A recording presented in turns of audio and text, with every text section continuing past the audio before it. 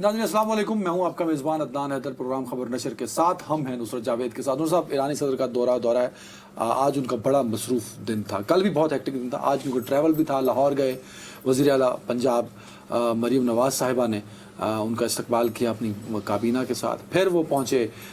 کراچی، سندھ کراچی وہ پہنچے، اور وہاں آصفہ، کیونکہ کل بھی انہوں نے یہاں فرسٹ لیڈی کے ساتھ انہوں نے وقت گزارا، تو وہ بھی وہاں ایران میں فرسٹ لیڈی نہیں ہوتی، خاتون اول سر وہاں نہیں ہوتی، میں نے اخباروں میں ہماری خاتون اول ہوتی ہیں، ایران نہیں، اپنے ان کے ہاں یہ پریکٹس نہیں۔ اچھا، ہمارے اخباروں نے یہی لکھا ہے بابا، ایران میں ایسی پریکٹس نہیں ہے، ایران میں they do not declare any lady یعنی پریزیڈنٹ کی وائف کو ایز فرسٹ لیڈی نہیں ہوتی۔ چلو ٹھیک ہے، میں ویسے ہی احتیاطاً آپ کو پروٹوکول زوجہ کے ہمراہ وہاں پہنچے، تو آصفہ کیونکہ کل بھی وہ یہاں ان کی وائف کے ساتھ انہوں نے وقت گزارا مختلف ایونٹس میں، تو انہوں نے وہاں ان کو ویلکم کیا۔ وزیر اعلیٰ سندھ اپنی کافی کابینہ، مطلب مور دین 50، میرا خیال ہے، دیکھو بات سنو میری، ہم کافی تفصیل سے جو اس کے اس میں اہم بات ہے جو میں آنا چاہتا ہوں، آپ نے مجھے درمیان میں روک دیا۔ کل آپ نے علامہ اقبال، جس کو اقبال لاہوری کہتے ہیں ایران، تو ان کے مزار پر بھی وہ گئے ہیں، اور وہاں انہوں نے کہا کہ میری خواہش تھی کہ میں ایک عوامی اجتماع سے پاکستان میں خطاب کروں۔ یہ علامہ اقبال کے مزار پر انہوں نے کہا ہے۔ جی ظاہر ہے وہ اس سے متاثر ہوئے ہوں گے۔ میں ذاتی طور پر دیانتداری کی بات ہے، ایک چھوٹی چھوٹی وہ جھلکیاں ہوتی ہیں نا جو رپورٹرز جس میں انٹرسٹڈ ہوتے ہیں، تو مجھے آئی واز ویری کین کہ میں یہ پتہ چلا سکوں کہ جو ایرانی صدر صاحب نے وہ جو لکھا ہے، وہ جو مہمانوں کی کتاب میں جو لکھا جاتا ہے، کاش کہ میں اس کی مجھے یعنی کہ وہ تصویر مل پاتی، اور میں نے ایران کے سفارت خانے سے کسی جو کنسرنڈ آدمی سے بات کرنے کی کوشش کی، ان کو پتہ نہیں ہے کیونکہ وہ پریزیڈنٹ کے ساتھ ہیں، تو یہ تو ہمیں یا تو کوئی لوکل رپورٹر وہاں ہوتا یا لوکل اتھارٹیز کہ انہوں نے وہاں کیا لکھا ہے۔ بہرحال اگر وہ مل جاتا تو میرا خیال ہے، کل میں نے آپ کو بتایا تھا کہ اقبال لاہوری کو وہ جس طرح ایرانی عوام میں اور ایران کے دانشوروں میں اور ایران کے لوگ سنجیدگی سے محسوس کرتے ہیں کہ ان کی سوچ بدلنے میں، اس کو انقلابی بنانے میں اقبال لاہوری کی شاعری نے بڑا میجر کردار ادا کیا ہے، تو میرے لیے یہ خاصی ایک اچھی یعنی کہ میں متجسس تھا کہ ایک منٹ۔ اچھا، دوسری بات یہ کہ مجھے ذاتی طور پر ایک بہت خود غرض حوالے سے اس بات کی بھی خوشی ہوئی کہ وہ میری مادر علم میں گئے گورنمنٹ کالج لاہور، جس کو میں ابھی بھی یونیورسٹی کہنے سے مجھے گھن آتی ہے۔ Government college Lahore itself, اس کا تاریخی نام اپنی جگہ برقرار رہنا چاہیے۔ آج مجھے یہ خبر سن کر بھی بہت خوشی ہوئی ہے کہ تاریخ میں پہلی مرتبہ اس کالج کی ایک خاتون کو اس کا غالباً پرنسپل بنا رہے ہیں، which is really good۔ اب میں یہ چاہ رہا تھا کہ وہ جو ابراہیم رئیسی صاحب جو فرما رہے تھے کہ میں عوام سے خطاب کرتا، تو جب وہ گورنمنٹ کالج گئے تو گورنمنٹ کالج میں ہمارے اقبال کے ساتھ ایسوسیٹڈ سو منی چیزیں ہیں، سوسائٹی بھی ہے، یہ تو وہ اقبال پہ ان کا لیکچر ہوتا کہ دور حاضر کا نوجوان اور اقبال، اسٹوڈنٹس کو بلا کے اور اگر پریزیڈنٹ صاحب اس پہ خطاب کروا دیا جاتا تھیٹر ہال میں جہاں 400 اسٹوڈنٹ آ سکتے کہ وہ کہ دور حاضر کا نوجوان اور اقبال لاہوری، میں کہتا ہوں بڑا اچھا، لیکن مبارک اینی وے جو ہو گیا۔ لیکن مسئلہ یہ ہے کہ ہمارے پاس اس کے علاوہ کوئی ایسی تفصیل نہیں ہے کہ جس کو ہم زیر بحث لا سکیں، انتظار کر لیتے ہیں مزید۔ آج کے دن کی جو خبر بنتی ہے، بہت دنوں سے چل رہا ہے کہ اسلام آباد ہائی کورٹ کے 6 ججز نے مل کر مشترکہ طور پر خط لکھا تھا، جس میں انہوں نے یہ الزامات لگائے تھے کہ کچھ سرکاری ادارے جو ہیں وہ ان کو انصاف کی فراہمی میں رکاوٹ ڈالتے ہیں۔ آج اس کا فل بینچ ہوا ہے، تو اس کے لیے ظاہر ہے یار ایک امپورٹنٹ بات ہے کہ وہ خط لکھتے ہیں، اور خط لکھنے کے بعد اب یعنی کہ سپریم کورٹ اس کا نوٹس لے کر وہ اس کی باقاعدہ اوپن کارروائی بھی ہو چکی ہے، اب شاید 29-30 کو اس کو دوبارہ بھی ہونی ہے۔ تو میں نے خاص طور پر اپنے بیورو چیف عامر سعید عباسی صاحب کو زحمت دی، میں نے ان کو کہا کہ بھائی میرے ہمیں بتائیے گا کہ کیا ہوا وہاں پہ۔ السلام عامر بھائی، ہلو۔ جی سر، السلام علیکم۔ اچھا بھائی عامر، گزارش یہ ہے کہ مجھے یہ امید تھی کہ سپریم کورٹ تو دیکھیں جو کارروائی کر رہا ہے وہ تو اس کو اوپن کر دیتے ہیں کیمرے کے آگے، اب یہ فل کورٹ اجلاس ہوا ہے تو انہوں نے تو یہی مناسب سمجھا کہ بھئی اس کی کارروائی جو ہے وہ ان کیمرہ ہی رکھی جائے، لیکن جس قسم کا ہمارے ہاں ماحول بن چکا ہوا ہے سر قیاس آرائیوں پر مشتمل اور یہ وہ، میرا ذاتی خیال ہے کہ زیادہ بہتر ہوتا کہ اس اجلاس کے اختتام پر کوئی ایک متفقہ قسم کی ایک پریس ریلیز جاری کر دی جاتی تاکہ میرے اور آپ جیسے بد نصیب صحافی جو ہیں وہ کیا سرائیوں کے مجرم نہ ٹھہرائے جاتے۔ ہیونگ سیڈ دیٹ، لمبا اجلاس ہوا ہے،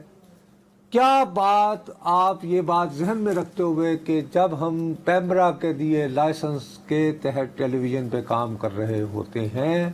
تو بھائی ہماری بہت ساری مجبوریاں ہوتی ہیں، ان حدود اور قیود میں رہتے ہوئے آج بالآخر جو فل کورٹ اجلاس ہو گیا اسلام آباد ہائی کورٹ کا، اس کے بارے میں آپ ہمیں کیا بتا سکتے ہیں؟ بہت شکریہ نصرت صاحب، آپ کو یاد ہوگا جب گزشتہ ماہ اسلام آباد ہائی کورٹ سے یہ خط جاری ہوا تھا اور اس کے بعد پھر یہ معاملہ سپریم کورٹ اور پھر سپریم کورٹ سے بعد حکومت کے بعد کمیشن کے بعد از خود نوٹس اور از خود نوٹس کے بعد سپریم کورٹ نے جب اس پر سماعت کی تو یہ آرڈر پاس کیا گیا اور یہ کہا گیا کہ اس سارے معاملے کے اوپر تمام ہائی کورٹ سے تجاویز لے لی جائیں، اس میں بار ایسوسی ایشن بھی، بار کونسلز بھی اور دیگر بھی تمام جو فریقین ہیں وہ اپنی اپنی تجاویز دیں۔ تو پہلی مرتبہ ہائی کورٹ سے بھی تجاویز مانگی گئی، تمام ہائی کورٹ سے، پاکستان کی جو 5 ہائی کورٹس ہیں ان سے بھی تجاویز مانگی گئی تھی، اور اسی تناظر میں آج اسلام آباد ہائی کورٹ نے فل کورٹ میٹنگ کال کی اور اس میں اسلام آباد ہائی کورٹ کے تمام جو 8 ججز تھے وہ اس میٹنگ میں شریک تھے اور ان کی طرف سے 2 گھنٹے تک اس اجلاس میں شرکت کی گئی۔ اس میں کسی غیر متعلقہ شخص اور ایون رجسٹرار ہائی کورٹ جو ہیں ان کو بھی داخلے کی اجازت نہیں تھی، صرف اور صرف ہائی کورٹ کے جو 8 ججز تھے وہ اس میٹنگ میں شریک تھے۔ اور اس حوالے سے جو ہمارے ذرائع ہیں وہ یہی بتاتے ہیں کہ کچھ گلے شکوے بھی ہوئے اور یہ کہا گیا کہ اگر سب سے پہلے یہ ڈیمانڈ کی گئی تھی کہ full court meeting high court میں ہونی چاہیے، کیونکہ جو ہائی کورٹس ہیں وہ انتظامی طور کے اوپر کسی کے ماتحت نہیں ہیں، تو جب یہ معاملہ پہلے جس طرح خط میں بھی بتایا گیا تھا کہ یہ بہت عرصے سے یہ چیزیں چل رہی تھی، ایگزیکٹو کی مداخلت کی جو الزامات ہیں، تو اس کے اوپر پہلے فل کورٹ میٹنگ کی ریکویسٹ کی گئی تھی لیکن پہلے نہیں ہو سکی۔ خیر بہرحال اب یہ فل کورٹ میٹنگ نہیں، لیکن بہرحال دیکھیے عامر، میں جان کی امان پاتے ہوئے میں آپ کو نہیں کہہ رہا ہوں، اسلام آباد ہائی کورٹ سے بھی اور سپریم کورٹ سے بھی بہت جان کی امان پاتے ہوئے دوبارہ تمام عزت اور احترام ملحوظ خاطر رکھتے ہوئے ضرور صاحب گزارش یہ ہے کہ خط تو منظر عام پر آ گیا جی، جو 6 آنریبل ججز نے لکھا ہے، ٹھیک ہے نا صاحب، the damage has been done. Yes, اس کے بعد اب یہ جو اجلاس ہوا ہے جس کی کارروائی آپ کہتے ہیں کہ جی پرندہ بھی پر نہیں مار سکتا تھا، رجسٹرار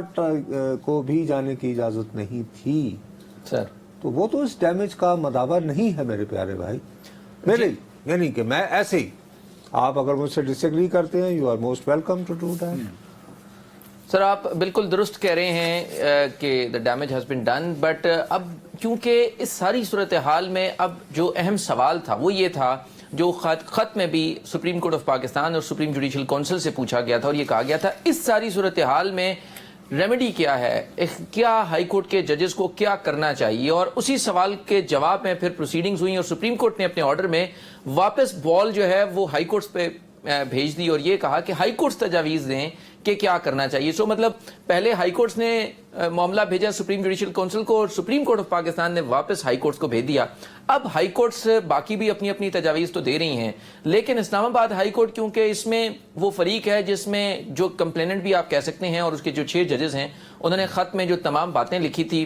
جو ہمارے ذرائع ہیں وہ یہ بتاتے ہیں کہ وہ تمام ججز انہوں نے کہا ہے کہ وہ اپنے ان باتوں کے اوپر اس وقت بھی کمیٹڈ ہیں اور وہ یہ کہتے ہیں کہ جو انہوں نے باتیں لکھی تھی وہ بالکل درست تھیں اور ابھی بھی وہ ان الزامات نہیں اب لیکن دیکھیے ایک منٹ عامر، ہم میرا خیال ہے کہ اس میں مزید ہم قیاس آرائی میں نہیں الجھیں گے، لیکن ایک معاملہ تو بھیا ایک سوال اپنی جگہ لٹکتا رہے گا کہ ججز نے جو خط لکھ دیا اس میں انہوں نے کچھ الزامات لگائے، جی لیٹس پریزیوم کہ وہ درست ثابت ہوتے ہیں، تو 2 ہی آپشن ہیں نا ابھی فی الوقت۔ ایک یہ ہے کہ بھئی اگر وہ الزامات درست ہیں تو مؤثر بے ماضی ان پہ کارروائی ہو، جی اچھا اگر یہ بات ہوگی تو پھر لوگ یہ مطالبہ کریں گے کہ جناب جنہوں نے بھٹو صاحب کو پھانسی لگایا ان کے خلاف بھی مؤثر بے بازی کارروائی کریں. چلیں جی, اگر اس کے تمام کردار اس دنیا میں نہیں رہے تو حال ہی میں واقعہ ہوا تھا شوکت صدیقی صاحب کا, ان کے خلاف ریفرنس بنانے والے, اسے پرسو کرنے والے وغیرہ وغیرہ وغیرہ, کیونکہ اس کو بھی تو غیر قانونی قرار دے دیا گیا نا بالآخر. جی بالکل جی. اور دوسری تجاویز کا جب لفظ آتا ہے تو وہ یہ ہے کہ اس بات کو یقینی بنانے کے لیے کہ آئندہ کو مداخلت نہ ہو, آپ کے ذہن میں کیا تجاویز ہیں؟ اس کے علاوہ تو کوئی تیسرا راستہ نہیں ہے نا میرے پیارے بھائی. جی نصرت صاحب, اس حوالے سے ہماری بہت سے جو قانونی ماہرین ہیں ان سے جب بات ہوئی تو انہوں نے کہا کہ اس سٹیج کے اوپر کیونکہ کمپلیننٹ یا جو خط لکھا وہ ہائی کورٹ کے ججز ہیں, اب نہ تو وہ کسی انکوائری میں آ سکتے ہیں, اور کیونکہ انہوں نے جو باتیں بھی لکھی ہیں ان تمام چیزوں کو ثابت کرنا ٹرائل یا انکوائری میں وہ بھی بظاہر ناممکن نظر آتا ہے. اس سٹیج کے اوپر اس خط اور ان ساری چیزوں کا مقصد تو یہ ہے کہ آئندہ ان تمام چیزوں سے روکنے کے لیے ایک تو ان متعلقہ جو ایگزیکٹو اتھارٹیز ہیں ان کو بھی پابند کیا جائے کہ وہ بھی اس طرح کی کسی ایکٹیویٹیز میں نہیں ہوں گی, اور ججز کے لیے بھی کوئی نہ کوئی ایسا راستہ ضرور بنا دیا جائے یا گائیڈنس ہو تاکہ اگر انہیں ایسی صورتحال کا سامنا کرنا پڑے تو وہ کیا کریں. یہ وہ بنیادی سوال ہے, کیونکہ اس سے اگر پیچھے سلسلہ جائے گا تو پھر تو نصرت صاحب بالکل ٹھیک کہہ رہے ہیں کہ یہ معاملہ پھر جو 6 ججز کا ہے یہ شوکت صدیقی صاحب تک جائے گا, پھر شوکت صدیقی صاحب سے افتخار چودھری پہ جائے گا, اور پھر ذوالفقار علی بھٹو کے رہے نا, وہ تو نصرت صاحب نے کہہ دیا نا. اب تو یہی ہے کہ یہ نہیں کہہ رہا کہ رہے نہیں یار, یہ مت کہو. میں یہ کہہ رہا ہوں کہ دو ہی راستے نظر آتے ہیں. نہیں عدنان, میں میری لیٹس بی ویری کلیئر. دیکھو ہم ایک بہت حساس اور نازک بات ڈسکس کر رہے ہیں. نازک معاملے میں قیاس آرائیاں تو تب ڈالیں یا خدشات تو تب ڈالیں نا جب آپ کو کہیں کنفیوژن ہو. ہمارے اس بھیجے میں اور پاکستان کی تاریخ ہم سب کے 50 سال تو آپ اپنی آنکھوں سے دیکھ چکے ہیں نا بھائی. ہمیں پتہ ہے کہ اس خط کے کانٹیکسٹ میں جو الزامات لگائے گئے ان کا نہ ڈاکومنٹری ایویڈنس ہے نہ فزیکل ایویڈنس ہے, تو وہ انکوائری کیسے اس کی پروسیڈنگز جائے گی. پھر اب اگر اس خط کی ہم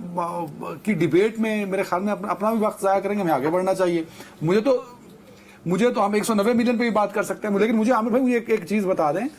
یہ جو فل کورٹ تھا یہ 4 سال بعد ہوا ہے, اور اس فل کورٹ میں چیف جسٹس کے علاوہ ایک جج ہے, تو باقی تو 6 ججز وہی تھے جنہوں نے خط لکھا ہے. تو اس کا کوئی پریس ریلیز کیوں نہیں آیا, باقی لوگوں کو کیوں, مطلب یہ بالکل ہی بند کمرہ کیوں رکھا گیا؟ جی اس میں عدنان صاحب, کیونکہ سپریم کورٹ آف پاکستان کا یہ آرڈر تھا کہ تمام ہائی کورٹس کریں, اسلام آباد ہائی کورٹ کو بھی آرڈر موصول ہوا. اب اسلام آباد ہائی کورٹ کو یہ ڈیڈ لائن ہے کہ وہ 25 اپریل یعنی پرسوں کے روز تک انہوں نے اپنی رپورٹ, تجاویز اور تمام جو سفارشات ہیں وہ بھجوانی ہیں سپریم کورٹ آف پاکستان میں. تو اس میں ہائی کورٹ حکام سے ہماری بات ہوئی, انہوں نے کہا کہ کیونکہ یہ معاملہ سپریم کورٹ میں سب جوڈس ہے اس لیے اس کے اوپر کوئی انڈیپینڈنٹ پریس ریلیز جاری نہیں کی جائے گی. تمام تر رپورٹ جو ہے اور سفارشات اور جو سجیشنز ہیں وہ سپریم کورٹ آف پاکستان کے سامنے رکھی جائیں گی, اور پھر اس کے بعد جو مناسب یہ اچھی بات ہے, یہ اچھی بات ہے. لیکن عامر میں 100% مجھے یقین ہے, جس میں ہمارے بہت سارے دوست ناراض ہو جاتے ہیں کہ سوشل میڈیا پر اس کے بارے میں بہت اندر کی میں جناب کوٹ ان کوٹ میں کہہ رہا ہوں, کو ویلیڈیٹ نہیں کر رہا, اندر کی باتیں آ جائیں گی. ان کی پریونشن کے لیے میری دانش میں شاید مناسب یہ ہوتا کہ 2 یا 3 پیروں پر مشتمل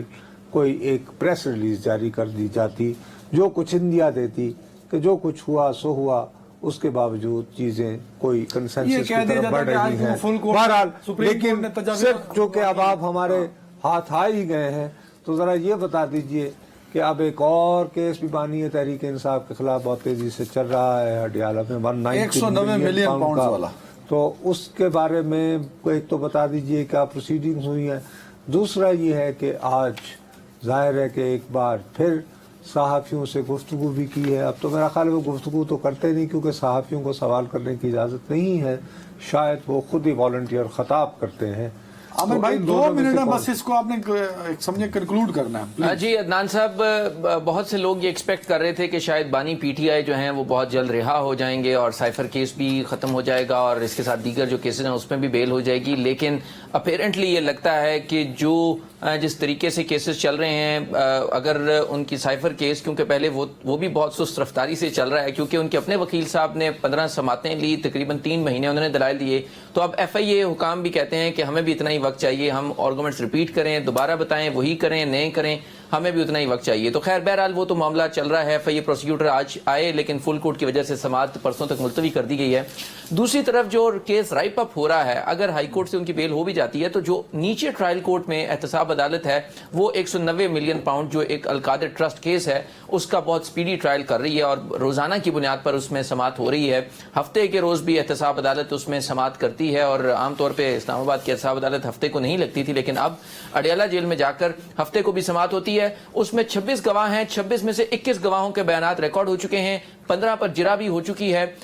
آئندہ آنے والے 15 سے 20 دنوں میں وہ کیس مکمل تیاری کے قریب ہوگا کہ اس پڑھی لکھی بات آپ یہ کر رہے ہیں کہ جس طرح توشہ خانہ کیس چلایا گیا اور حق کے دفاع مارتے ہوئے فیئر ٹرائل کے بغیر فیصلہ سنا دیا گیا, یہ ان کا پرسپشن. آف کورس ہم نے دیکھا بھی سے یہی ہوا, سائفر میں بھی یہی معاملات ہوئے. یہ کیس بھی اسی روش پہ چلایا جا رہا ہے. آپ نے یہ آبزرو کیا ہے بطور صاحب؟ نہیں, اس میں ہم کیونکہ اس میں ان کو فیئر ٹرائل تو دیا جا رہا ہے, ان کے وکیل پیش ہوتے ہیں ان کو ساری, لیکن بہرحال اس کی رفتار نارمل کیسز کی رفتار سے بہت زیادہ ہے. نارمل اگر ہم باقی احتساب عدالت میں جو پینڈنگ کیسز ہیں, آصف زرداری صاحب کے کیسز ہیں, میاں صاحب کے کیسز تھے جیسے توشہ خانہ تھا یا دیگر تھے, تو اس میں مہینے کی تاریخ. عدنان صاحب نے چونکہ لا پڑھا ہے نا, میری اور آپ کی بدقسمتی تسی دو میں رل کے میرا لائسنس کینسل کراؤ, دونوں کا ججمنٹ لکھنے کا انہیں بہت شوق ہوتا ہے. جلدی صرف یہ بتا دیجئے, آپ چھوڑ دیں جی کیس کے کیا میرٹ ہیں, وہ ٹرائل فیئر ہے یا نہیں ہے, یہ بتا دیجئے کہ کوئی بانی تحریک نے صحافیوں سے بات کرتے ہوئے یا خطاب کرتے ہوئے کوئی امپورٹنٹ نئی بات کی ہے جو آپ کی دانش میں قابل غور ہے؟ نصرت صاحب انہوں نے وہی باتیں کی کہ جنگل کا قانون ہے, رول آف لا نہیں ہے, انتخابات جو ہوئے اس میں بھی دھاندلی ہوئی, اور جو ضمنی الیکشن ہوئے, اور انہوں نے کہا کہ یہ الیکشن جو تھا یہ پی ٹی آئی نے پولیس کے خلاف لڑنے کی کوشش کی, لیکن کیونکہ پولیس اور انتظامیہ جو ہے وہ تمام تر پاورز ان کے پاس ہیں, لہٰذا اس وجہ سے پی ٹی آئی کو پھر ہرا دیا گیا. انہوں نے کہا کہ یہ الیکشن جو تھا یہ پوری طرح پولیس اس میں انوالو تھی. انہوں نے کہا کہ اگر یہ فیئر الیکشن ہوتا تو پھر پی ٹی آئی پنجاب میں بھی کلین سویپ کرتی. اور جو سر ویری رائٹ عامر بھائی, بہت شکریہ بھیا, تھینک یو ویری مچ. جو آپ نے ذکر کیا تھا الیکشن کا کہ کس طرح ٹکٹیں بانٹیں گے اور کیسے کمپین کی پی ٹی آئی نے, وہ شاید بانی کو کوئی بتاتا تو اس پہ رسپانس ملتا تو وہ دلچسپ ہوتا. نہیں وہ تو سنا ہے کہ اب اگر آپ اڈیالہ جیل پہ ہیں, اس دن یار عثمان ہمارے تو کہہ رہے تھے کہ جی اگر بریک لے لیں جی ان کا. Welcome back. کچھ چیزیں تو ان بلڈ ہوتی ہیں لیکن میں کچھ چیزیں انسان سیکھ بھی سکتا ہے. میں کچھ چیزیں آپ سے سیکھ رہا ہوں جیسے کہ صحافی کی نظر. ارے بہت شکریہ آپ میں کا, کوشش کرتا ہوں. کیا سانحہ ہے آج کے, آج عدنان صاحب کہہ رہے ہیں مجھ سے سیکھنے. دیکھیے آج میں ثبوت دوں گا. اچھا ثبوت نہ دے. میں نے کل کے پی کے وزیر اعلیٰ کی تعریف کی تو آپ نے کچھ خدشات اور کچھ فکر کا, پریشانی کا اظہار کیا تھا کے پی کے کی جو سیکیورٹی صورت ہے. اچھا آپ نے بڑا مختصر سا کیا اور آگے نکل کے, میرا وہ بات تھا وہ کیا تھنکا تھنکا, میں اس پہ بڑا میں نے سوچا, پھر میں نے دیکھا کہ yes you are right, situation thank you very much sir, thank you. میں نے فخر صاحب کو, فخر کاکا خیل صاحب کو, بڑے مصروف تھے, میں نے کہا جی میں نے آج پہلی دفعہ آپ کو بلایا, پہلے تو نصرت صاحب بلاتے ہیں آپ کو, میں نے ان کو زبردست, بڑی مہربانی آپ کی. السلام علیکم فخر, کہ ہم اس پہ بات کر سکیں. وعلیکم السلام. اچھا بھائی, سب سے پہلی بات یہ ہے کہ مجھے اسلام آباد بیٹھے ہوئے بطور صحافی ہاتھ اٹھا کر آپ کو التجا کر رہا ہوں کہ مجھے ہرگز سمجھ نہیں آ رہی کہ کیوں ڈی آئی خان کے ارد گرد چن کر کسٹم آفیسرز کو نشانہ بنایا جا رہا تھا. اور مجھے اگر اسلام آباد میں بیٹھے ایک نام نہاد وہ شخص جس نے ساری زندگی رپورٹنگ کی نظر کی ہو, اگر اس کو سمجھ نہیں آئی ہوگی تو مجھے پورا یقین ہے کہ ہمارے وطن عزیز میں ٹیلی ویژن دیکھنے والے, اس کے ذریعے اپنے آپ کو خبروں سے آگاہ رکھنے والے لوگ بھی اس بارے میں بے خبر ہیں. تو برائے مہربانی بتائیے کہ why custom officers and why یہ ڈی آئی خان کے ارد گرد ہی ہو رہا ہے. سب سے پہلے یہ بتائیے. دیکھیں نصرت صاحب, ڈی آئی خان کا اپنا جغرافیہ اس کے لیے ایک عذاب بن چکا ہے. اگر آپ ڈی آئی خان کا جغرافیہ دیکھیں, ایک طرف یہ پنجاب کو ٹچ کرتا ہے, خیبر پختونخوا کا اپنا حصہ ہے, قبائلی علاقوں کا جو وزیرستان ہے اس کے ساتھ بارڈر ٹچ کرتا ہے, پھر اس کی بارڈر لگتی ہے ژوک کے ساتھ بلوچستان کے ساتھ, اور پھر اسی وادیوں کے بیچ سے پھر آپ سندھ کے لیے شارٹیسٹ روٹ بھی یہاں سے آگے کوہ سلیمان کی پہاڑیاں ہیں. اب یہ تو ہوئی اس کی مطلب اگر آپ نے پاکستان کو ڈسٹرب رکھنا ہے تو یہ نیوکلیس پوائنٹ ہے اس کا. ساری گزرگاہیں یہاں سے گزرتی ہے, یہاں تک کہ سی پیک بھی اگر 2600 کلومیٹر پاکستان کا بارڈر رکھ لیں تو 1300 کلومیٹر چائنیز بارڈر سے ڈیر اسماعیل خان پڑتا اور ہے. فخر ویسے ہسٹوریکلی بھی تو ایسے ہی تھا نا, جب یہ سڑکیں وڑکیں نہیں تھی اور جب دریائے راستی تھے, یعنی سندھ ہی تو بالکل سینکڑوں سالوں سے یہ گومل ویلی, یوب, پھر پنجاب, پھر دریا سندھ, یہ وہ ایریا ہے جو لگ بھگ تمام حملہ کے لیے راستہ بنتا گیا. اور جہاں تک کسٹمز کی بات ہے, اب اسی فارمولے کو یہاں پر اپلائی کریں. کسٹم کی جتنی بھی آمد و رفت ہے, چاہے وہ اسمگلنگ ہو, لیگل ہو یا انلیگل ہو, آپ نے اگر پنجاب کسی طریقے سے اسلحہ پہنچانا ہے, بارود پہنچانا ہے, یہ وہ راستے ہیں. اور اسی وجہ سے آپ کو ساؤتھ پنجاب کے اندر سینٹرل پنجاب کی بنسبت ماضی میں بھی جو ٹیررزم تھی وہ زیادہ نظر آتی تھی,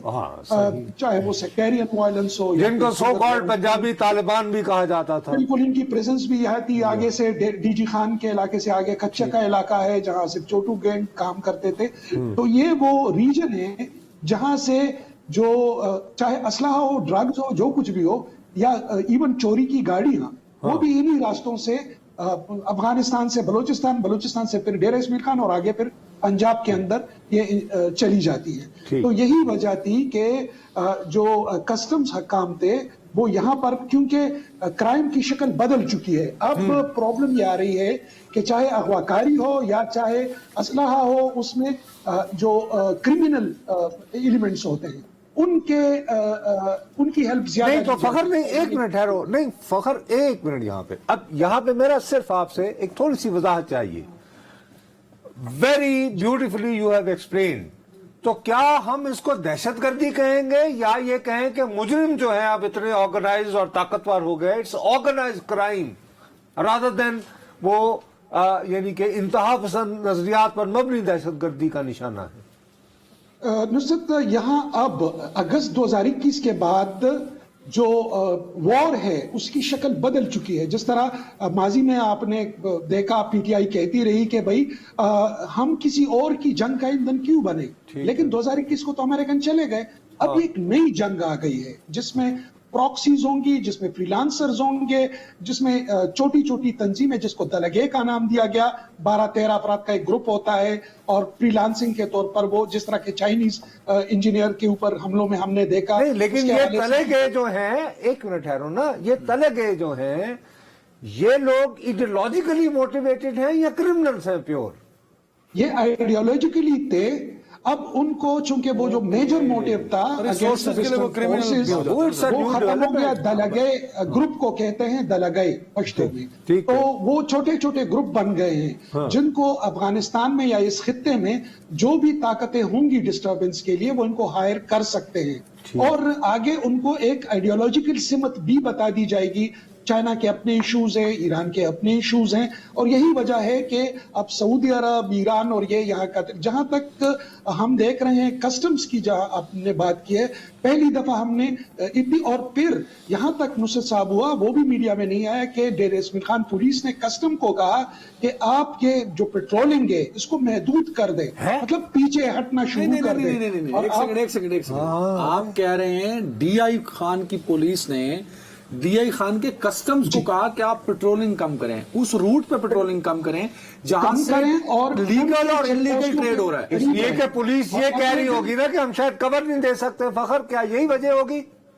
بالکل وہ, اور یہی وجہ تھی جس طرح عدنان نے کہا بھی کہ اس وقت خیبر پختونخوا حکومت مجھے انتہائی لاچار اور بے بس نظر آتی ہے. پہلی دفعہ نصرت صاحب آپ نے یہ این پی کے رہنماؤں سے سنا ہوگا, اگر آپ کو یاد ہوگا 2008 میں 9 میں جب ہم آتے تھے حکیم اللہ محسود نے ان کو کہا تھا کہ آپ پیچھے ہٹیں, ہمیں پنجاب جانے دیں, ہم انٹروژن وہاں کرنا چاہتے ہیں, آپ بیچ میں ڈیفنس بنتے ہیں تو ہمارے نشانے پر ہوتے ہیں. ایگزیکٹلی وہی الفاظ ایک اور شکل میں وزیر اعلیٰ خیبر پختونخوا علی امین گنڈاپور نے کہے کہ دیکھیں یہ تو ہماری پولیس اور سیکیورٹی فورسز ہیں جو ان بارڈرز کے اوپر ان کو روک رہی ہیں, ورنہ اسی کے ساتھ آگے چل کر میاں والی ہے, انہوں نے نام لیے, بکر کا نام لیا, ڈی جی خان کا نام لیا, پھر اسلام آباد کے حوالے سے کہا کہ واقعاً درمیان میں پڑتا ہے. ہم بار بار مرکز کو کہہ رہے ہیں کہ آپ ہمیں پولیس دے دیں, وہ ہمیں وہ نہیں دے رہے ہیں. پھر ان کے منہ سے وہی عمران خان صاحب کا جملہ نکلا کہ ہم کسی اور کی جنگ کا ایندھن کیوں بنے. لیکن نصرت صاحب آپ کو بھی پتا ہے اب وہ اور تو رہے نہیں, اب ایک نئی جنگ بنتی جا رہی ہے. جی تو یہ خطرناک سچویشن ہے. نہیں لیکن دیکھو اب یہی رونا ہے. دیکھیں فخر, کل یہ جو اب آپ جو پریس کانفرنس بتا رہے ہیں علی امین گنڈا پور صاحب کی, اس میں سے جو ہائی لائٹ ہوئی ہیں وہ باتیں ہوئی ہیں کہ میں تو جا رہا ہوں جی, پنجاب جا رہا ہوں, جلسوں سے خطاب دیکھتا ہوں مجھے کون روکے گا. یہ باتیں تو نہیں منظر عام پر آئی نا, کیا کریں یار, ہمارا بھی. لیکن نصرت دو قسم کے پاکستان ہیں. ایک وہ جس سے پاکستان دکھتا ہے, اسلام آباد جہاں آپ بیٹھے ہوئے ہیں 24/7 عدالتوں میں کیا ہوا, پارلیمنٹ میں کیا ہوا, سیاسی ماحول کیسا ہے. ایک وہ پاکستان ہے جس سے پاکستان چلتا ہے اور خدا نخواستہ جل بھی سکتا ہے. اس میں بلوچستان ہے, جس میں خیبر پختونخوا ہے. دیکھیں گزشتہ 10 دنوں میں 12 اپریل سے 22 اپریل تک 60 سے زیادہ جانیں صرف کلائمیٹک چینج کی وجہ سے چلی گئی. 60 سے زیادہ کے پی کے. باقی بلوچستان میں تباہی آپ نے دیکھی, گوادر میں 60 سے زیادہ دہشت گردی کی وجہ سے گئی ہے. کس وجہ؟ نہیں, یہ کلائمیٹک چینج, کلائمیٹ چینج, موسمیاتی تبدیلیاں, بارشیں, بہار کے موسم میں جو بارشیں ہوئی ہیں. آگے تو گلیشیئرز ہیں, ہزاروں کی تعداد میں یہاں گلیشیئر ہیں. UNDP کہہ رہا ہے کہ ہم خطرے کی نشان کے قریب ہیں. تو لیکن آپ کو مین اسٹریم میڈیا میں یہ چیزیں نظر نہیں آتی. ہاں ایک کا دکا آپ نے کالم لکھ لیا فصلوں کے حوالے سے, یا جو بڑی جو یہاں کے لوگ ہیں یا جو سیریس طبقے ہیں وہ کہہ رہے ہیں کہ ایک طرف دہشت گردی, دوسری طرف کلائمیٹ چینج اور اقتصادی بدحالی, اور اس سے بڑھ کر یہ کہ وفاقی اور صوبائی حکومتوں میں تناؤ. بالکل. لیکن یہاں پر وزیر اعلیٰ کہہ رہے ہیں کہ میں اور کیا کروں, میں ان کے پاس گیا, میں ان کے ساتھ بیٹھنے کو تیار ہوں. سیاسی نہیں, یہ جو اسٹریٹجک معاملات ہیں, انہوں نے کہا یہ نیشنل سیکیورٹی یہ مرکز کا کام ہے. نہیں لیکن فخر ایک منٹ ہے نا, ایک minute Adnan, I am sorry, میں عدنان سے یعنی ٹائم لے رہا ہوں بڑا ہونے کا فائدہ اٹھاتے ہوئے. بات یہ ہے بھیا کہ جب بیچارہ آپ کا خیبر پختونخوا کا وزیر اعلیٰ جب یہ بات کرتا ہے کہ بھائی میں وزیر اعظم سے یا وفاقی حکومت سے اس لیے میل ملاقات کرتا ہوں کہ میرے سر پر یہ مصیبتیں نازل ہیں اور مجھے ان کی مدد درکار ہے, تو ان کو اپنی جماعت کے اندر سے تانے ملنا شروع ہو جاتے ہیں. یہ بھی تو بالکل ایسا ہی ہے, بالکل ایسا ہی ہے. اور یہ تاثر قائم کیا جا رہا ہے کہ بھائی وہ فوج کے ساتھ ایک صفحے پر ہیں. لیکن نصرت صاحب, میں چونکہ رپورٹر ہوں, ان کا چیلنج بہت بڑا ہے. وہ جو تباہی ظاہری بات سے قبل اس کی نظر میں نہیں تھی, اب ان کو بریفنگ دے دی گئی ہوگی. بریفنگ کیا, وہ خود اس کا بھائی علاقہ ہے ڈیر اسمیل کا, ظاہر ہے. دن وہاں سے میں کالدنان کو یہی کہہ رہا تھا. یہ ہم نے نا ٹائم کی بھی کمی ہے. فخر بھائی مجھے یہ بتائیں, عید پر میری کچھ لوگوں سے بات ہوئی جو افغانستان میں ہیں, انہوں نے بڑا مجھے اس بات کا یقین دلایا کہ TTP کے کچھ سٹرانگ فیکٹرز پچھلے کئی مہینوں سے انڈر کنٹرول ہیں, اور وہ کسی طرح نہیں فیکشنز ایلیمنٹس کہہ لیں, دیر سم پرسنز جن کا بڑا انفلوئنس ہے, وہ انڈر کنٹرول ہیں. اور وہ بڑے مطلب انہوں نے وثوق سے بات کہی کہ وہ کسی طرح کی ایکٹیویٹی نہیں کر رہے ابھی تک. ایک خاص ایلیمنٹس, خاص لوگ جو TTP کی بات کر رہا ہوں, اگر وہ اور انہوں نے ساتھ خدشہ ظاہر کیا مجھے کہ ہو سکتا ہے اگلے کچھ 3-4 مہینوں میں اگر معاملات نہ سیٹ ہوئے تو وہ دوبارہ سے متحرک ہو جائیں گے اور ہماری جو کمٹمنٹس ہیں وہ نہیں پوری ہو سکیں گی ان کے ساتھ. تو اگر وہ بھی متحرک ہو گئے, TTP آلریڈی کئی فیکشنز ان کے اور بھی ایکٹیویٹیز کر رہے ہیں, داعش کا ایک فیکٹر وہاں پہ موجود ہے, اور انڈیجنس جتنی چیزیں آپ نے گنوا دی ہیں, جس کو آپ نے دالا گئی گروپ کا نام دے دیا گروپس, تو یہ تو بڑی خطرناک صورتحال ہے. اور اس پولیٹیکل انریسٹ میں آپ کیا دیکھتے ہیں کہ آگے کیا ہوگا سر؟ اور ساتھ ساتھ آپ کہہ رہے ہیں کہ وزیر اعلیٰ کا مطلب ان کی ریٹی نہیں ہے حکومت کی KPK کے اندر. بالکل. اور سب سے اہم بات یہ ہے کہ جدید اسلحہ آنے کے بعد ہماری پولیس کے پاس جو اسلحہ تھا وہ قطعی اس قابل نہیں. They are like sitting ducks. وہ آتے ہیں, نائٹ ویژن سے ان کو مار دیتے ہیں, واپس چلے جاتے ہیں. نائٹ کے IEDs آ گئے ہیں جو رات کے دن بھی گاڑی کو IED کا نشانہ بنا سکتے ہیں. جو عدنان اہم, جو چونکہ ظاہری بات ہے آپ بھی ایکسٹریمزم کو کور کرتے رہے ہیں اور آپ کے پاس معلومات بھی ہے, بیک گراؤنڈ کا آپ کو علم ہے. پرابلم یہ آ رہی ہے کہ وہ جو چلڈرن آف وار تھے, so called war on terror کے, اب وہ جو لون ولف اور فری لانسنگ اور یہ جو پراکسیز ہیں، یہی وجہ ہے کہ سعودی عرب بھی، ایران بھی سارے اس پریشانی میں ہیں، سینٹرل ایشین بھی اس پریشانی میں ہے، کیونکہ اب وہ جو یونیفائڈ جو امبریلا تھی وہ نہیں رہی، اور جب ٹوٹ چکی ہے تو اب 10-10 12-12 لوگ ان کو چاہے جو بھی پیسے دے دے، چاہے وہ افغان طالبان کے خلاف استعمال ہو، خود ایران میں ہم نے سچویشن از ناٹ گڈ سر، بڑی معذرت، ٹائم کی کمی ہے فخر بھائی، بہت بہت معذرت، بہت بہت شکریہ فخر میرے بھائی، تھینک یو۔ ایک بریک۔ جی ناظرین ویلکم بیک، کیونکہ اچھا میاں ایک بات یہ ہے کہ سوری میں یعنی معافی چاہتا ہوں، آخری سیگمنٹ ہے اور وقت بہت کم ہے، نہیں سنو میری بات، ایک بات میں سب سے پہلے بہت دیانتداری سے بغیر کسی اس کے، میں بھارت اور پاکستان کے درمیان اچھے تعلقات کا حامی ہوں، دوستی کی مجھے توقع نہیں ہے، لیکن میں یہ چاہتا ہوں کہ جیسے ریزنیبل دو نیبرز ہوتے ہیں ان کے تعلقات ہونے چاہیے، ٹھیک ہے جی۔ اس کے ہوتے ہوئے مجھے لیکن جیسے میں اپنے یہاں کے ایکسٹریمزم کو پسند نہیں کرتا، انڈیا کے بھی ایکسٹریمزم کو پسند نہیں کرتا، تو میں بھارتی وزیر اعظم نریندر مودی کی جو پالیسیز ہیں ان کے بارے میں کافی متعصب ہوں، اچھا میں پریجوڈسڈ، میں اعتراف کر رہا ہوں، ٹھیک، اس کے باوجود ہوپنگ اگینسٹ ہوپ، میرا یہ خیال تھا کہ بہرحال ان کا تعلق بی جے پی سے تھا ہے، اور اسی جماعت کے الکے اڈوانی تھے، اسی جماعت کے واجپئی تھے، اسی جماعت کے واجپئی صاحب لاہور آئے تھے، اسی جماعت کے واجپئی صاحب مینار پاکستان گئے تھے، تو میں اپنے دل میں یہ امید لگائے بیٹھا تھا کہ یار شاید تیسری مرتبہ وزارت عظمیٰ کی طرف بڑھتے ہوئے نریندر مودی صاحب کچھ اپنے دل میں نرمی لائیں گے، اور اب کی بار 400 بار ہو یا نہ ہو، وہ کہہ رہے نا اب کی بار 400 پار، تو 523 سے نہیں، اب 3-4 سیٹیں بڑھ گئی ہیں بہرحال اس سے، تو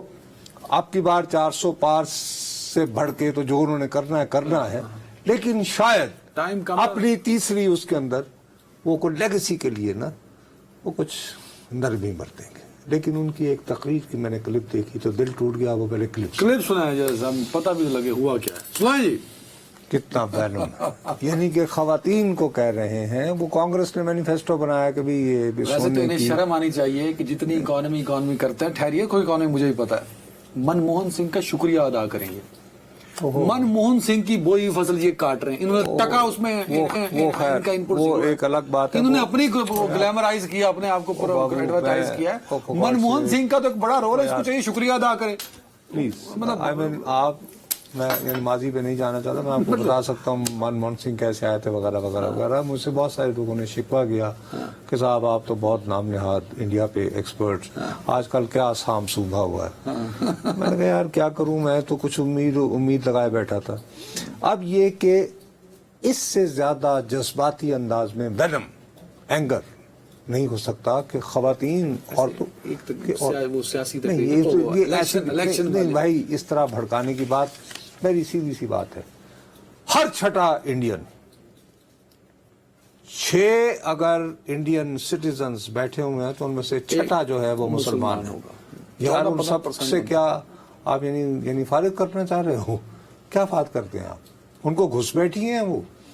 کیا ہو گیا، کیوں کہا گھس بیٹھی تو نہیں، اچھا، اور اربن نکسلز، مثلا کہ یہ شہری وہ نکسل باڑیے ہیں، وہ کمیونسٹ نہ کہ جی وہ جو کھیت بڑیروں سے لے لو وغیرہ وغیرہ۔ اب بہت بڑا امتحان ہے بھارت کی ڈیموکریسی کا، اصل جو بات ہے وہ یہاں ہے، بھارتی الیکشن کے اندر ان کے قوانین کے اندر کیٹیگوریکلی لکھا ہوا ہے کہ اگر آپ مذہب کے نام پر نفرت پھیلاتے ہوئے ووٹ مانگیں گے تو you would be disqualified to contest election. Modi صاحب تو ڈسکوالیفائی ہو چکے ہیں، تو نہیں ہوئے نا، ارے باغ کا الیکشن کمیشن بھی بہت اچھا ہو گیا، بہت ہمارے جیسا ہو گیا یار، کیا بات۔ اچھا خیر، کانگریس کہہ رہی ہے، دعویٰ کر رہے ہیں کہ جی انہوں نے شکایت لگائی ہے الیکشن کمیشن سے کہ جی یہ اب اس کا نوٹس اس پہ آل انڈیا کانگریس نے کیا ہے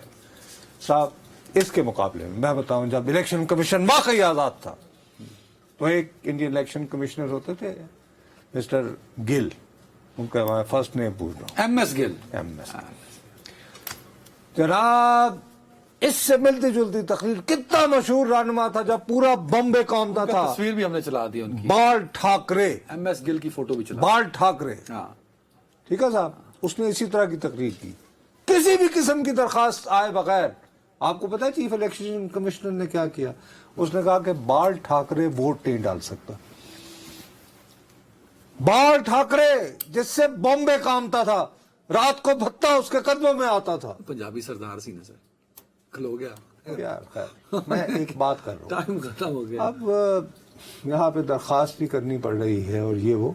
आई थिंक के बहरहाल मुझे ये उम्मीद न थी कि नरेंद्र मोदी इख्तदार एक में तरफ तीसरी टाइम मरतबा खत्म हो गया। हाँ। ऐसा लबो लहजे में वैसे ऐसे जितना बड़ा स्टेज बहरहाल हो चुका था, मुझे अफसोस लगता हुआ था है, हमें मुझे ये अफसोस फिल्म हुआ की है। जरूरत नहीं है। और जो मैं उम्मीद बांधे हुआ था, तो सारी उम्मीदें दम तोड़ गई। तो पेवा सर से उम्मीदें बाहर रख, मेरा मैं इसको बहुत दोहराता हूँ। शेर नहीं हो मैं इसको बहुत दोहराता हूँ। नुसरत साहब रहे तो मुझे शो में जुगते शुरू करना पड़ेगी। अपना ख्याल रखिएगा नाज़रीन, अल्लाह हाफ़िज़।